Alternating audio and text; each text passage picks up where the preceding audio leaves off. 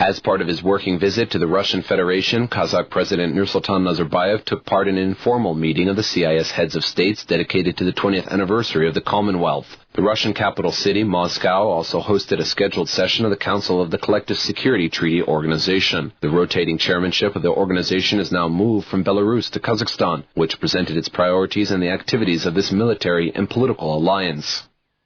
The most important outcome of our meeting is the agreement on coordination of issues of placing on the CSTO territory military objects that belong to the states which are not members of the organization. From now on, in order to place a military base on the CSTO member states' territory, a third country has to obtain an official approval of all CSTO member states. We have all agreed on it. I think this is a vivid example of the unity of the organization. One meeting in the Kremlin was devoted to a significant date, the 20th anniversary of the establishment of the Commonwealth of Independent States. The negotiations of CIS leaders were informal, but such a format did not stop presidents from discussing a wide range of issues, including the work of the CIS Observer Mission and the conduction of referendums in the countries of the Commonwealth, as well as economic cooperation. One of the key issues of the meeting was the further cooperation between the countries in the humanitarian sphere. At the initiative of Kazakhstan, the next year will see the launch of a pilot project called the Cultural Capital of the Commonwealth, and the cities of Astana and Turkmenmare are to be declared the cultural capitals of the CIS. As part of the anniversary summit of the CIS member states, the presidents issued a joint statement, which reflects some new goals and objectives. They will increase the practical component of the activities of the Commonwealth, namely the well-being and quality of life of the people living in the CIS. All the dismissed oil workers will be shortly employed. A corresponding statement was made by the chairman of Government Commission, Umirzak Shukeyev, at a meeting in Zhanaozen. The issue of opening application reception points at social protection centers is currently being worked out. First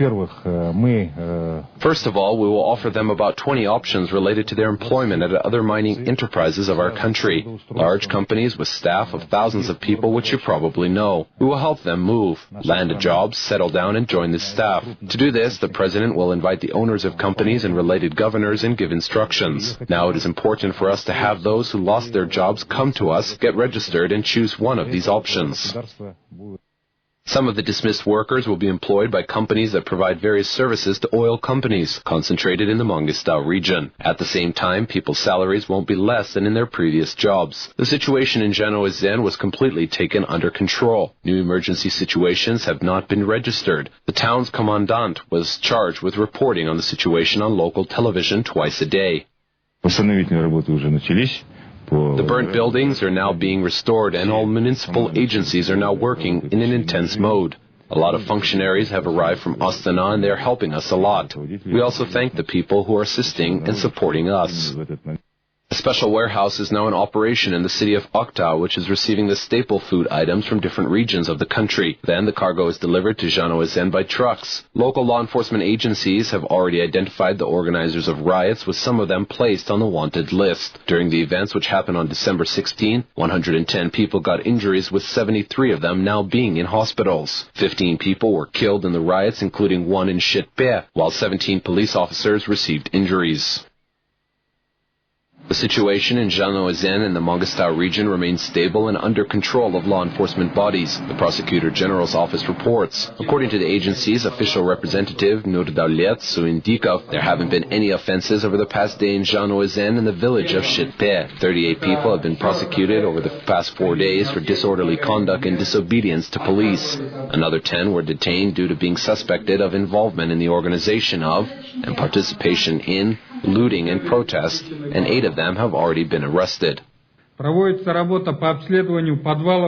Basements and attics of houses are being inspected for weapons, ammunition, explosives, and stolen property.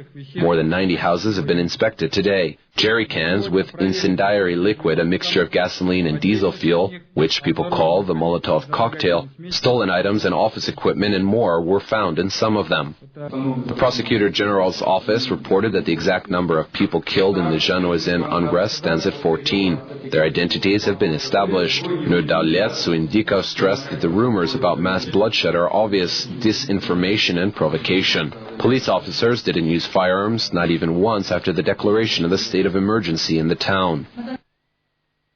The main task of the Adilet party's promotion campaign is to elaborate each resident of Kazakhstan on the necessity of the fight against corruption. On December 23rd, the party will hold a nationwide rally to protect the country's war and labor veterans. On December 24th, all the regions of the country are to stage roundtable meetings at which party members will discuss the revenue and expenditure of the 2012 state budget. We are planning to meet with teachers, doctors, and the military. We are planning to visit detention facilities because people in there are still eligible to vote. We are planning to visit military units, markets, and look into the issue of pricing. We even have plans to visit an oil refinery. Representatives of the Communist People's Party of Kazakhstan have presented the Almaty City Campaign headquarters, a media center, and a public reception office. Its participation in parliamentary elections, the CPPK sees as an opportunity to resume civil dialogue, establish the mechanisms of political competition, and contest stability of ideas. The activity of our assistants is very intense. I have met promoters in Kokshetau when they were working at the outside temperature of minus 26 degrees centigrade and they were fine with it. They are inspired that they met with people who thanked them for being invited to vote on the polling day.